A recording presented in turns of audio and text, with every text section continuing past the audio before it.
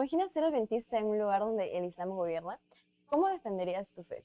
En la lección número 7, la lección de esta semana, estaremos explorando a Jesús y a el Islam. Bienvenido, querido amigo, un capítulo más del podcast Enlace JA.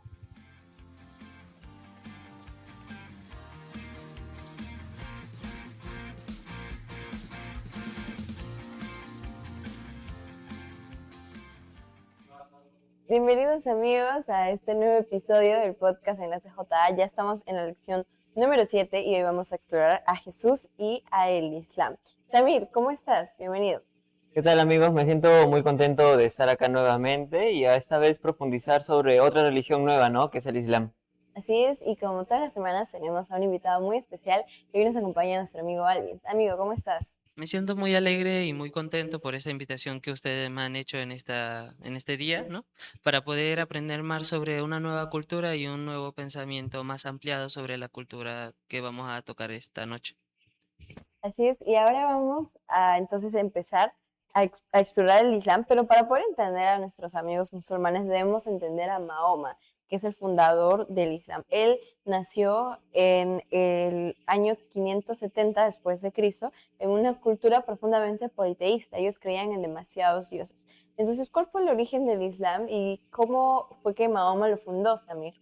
Es muy interesante cómo Mahoma llega a fundar el Islam por el hecho que tuvo una niñez muy difícil, ya que antes de él nacer perdió a su padre y luego a unos 6 años después pierde a su madre. Tenía una niñez complicada sin padres, pero a sus 40 años él recibe una visión de Dios a través del ángel Gabriel diciéndole que él es el último profeta y que debe decir su mensaje, ¿no?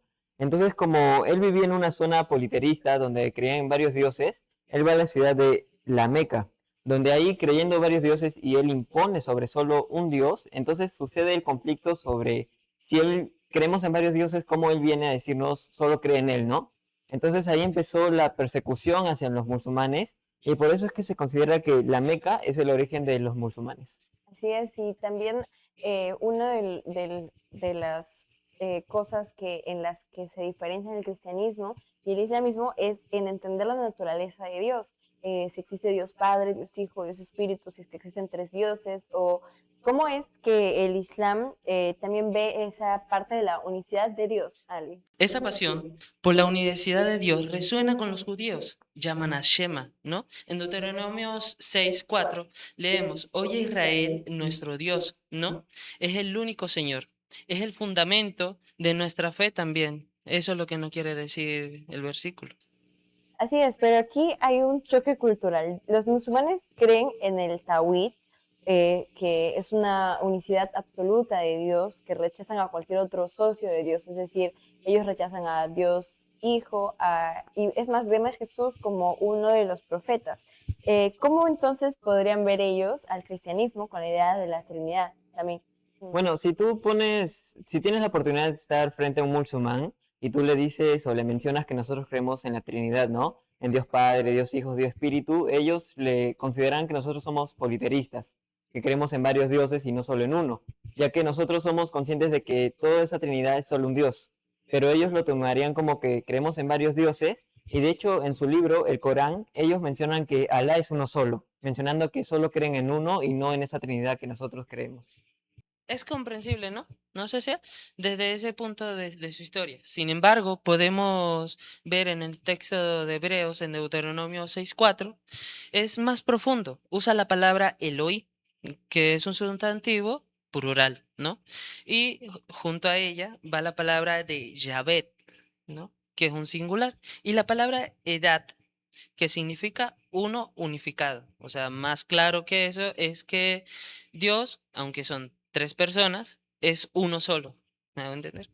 Así es, entonces la Biblia sugiere una comunidad en Dios. Claro, exacto. Dios se refiere a sí mismo, ¿no? En plural en varios pasajes de la Biblia. Uno de esos está en Génesis 1:26, donde dice, hagamos al hombre a nuestra imagen, ¿no? Quiere decir que él no estaba solo en ese momento. Y también en Isaías 6:8, que es una naturaleza relacionada, no tres dioses, sino un solo ser en uno solo. Una unidad perfecta. Claro, exactamente. Exacto. Ahora hablemos de Jesús. En el Islam, Jesús es muy respetado, también es considerado como un profeta más, ¿verdad, Samir? Sí, exacto. O sea, en el Islam también existe Jesús. A pesar de que Mahoma también lo fundó, sí creen en Jesús, que Jesús vino acá en la tierra, pero no, y que nació en la Virgen María, pero no lo consideran que es Dios en carne, como nosotros lo consideramos, que de hecho en la Biblia nos dice de que Dios se hizo carne para poder salvarnos, ¿no? Y de hecho en el Islam también consideran que Jesús va a venir en los finales de los tiempos, pero no como el Salvador o el quien va a definir los finales del tiempo como el juez, ¿no? Sino que solo va a venir antes anunciando la segunda venida, que es el fin de todo. Claro, Samir, mira, el punto de tensión surge cuando lo que Jesús dijo de sí mismo, ¿no? En Juan 8:58, él declaró y aseguró, diciendo, yo existo desde antes de Abraham. Eso quiso decir, eso lo interpretaron él mismo, que él era el mismo Dios de la zarza ardiente, ¿no? De Éxodo 3:14, ¿no? Y por eso es que los judíos quisieron apedrearlo, ¿verdad? Absolutamente. Entendieron que no decía ser un profeta más, sino Dios eterno. Como dice Elena G. de White, en Cristo hay una vida original, no derivada de nadie más. Exacto, y ahí vemos entonces un poco de la diferencia entre el cristianismo y el islamismo, ¿no? ¿Cómo es que ellos pueden ver a Jesús? Mientras que en el cristianismo podemos ver a Jesús como el Hijo de Dios, nuestro Salvador, y que va a regresar nuevamente en el cielo. Entonces, en el islamismo podemos ver a Jesús como un profeta más que regresará también, pero según lo que estuve leyendo un poco más, él regresará y será un líder musulmán que también estará con los musulmanes cuando sea la segunda venida. Y ahora vamos a otra diferencia cultural clave, que es cómo obtenemos el perdón. ¿Cómo podemos obtener el perdón en el Islam, Samir? Bueno, en el Corán, que es el libro sagrado del Islam, exactamente en el libro de Sura 39:53, nos menciona que si nosotros nos arrepentimos de verdad y que somos sinceros, también haciendo buenas obras, Dios nos perdonará. A diferencia del cristianismo, ¿no? Que nosotros creemos en Jesús, en Cristo, que es un mediador de nosotros, el cual vamos a Él y ahí sí podemos nosotros tener el perdón. Claro, mira, claro, la Biblia enseña que el pecado no es solo un error. O sea, el pecado no, el plan fundamental no era ese. Fue una ruptura relacional que conllevó a la muerte, ¿no? En Romanos 6:23 dice, la justicia no puede pasarse por alto. O sea, donde está Dios, Dios es un Dios de orden, ¿o no? Entonces, donde está Dios, no puede haber desorden, ¿entiendes? Exacto. Y es por eso que es necesaria la cruz, ¿verdad?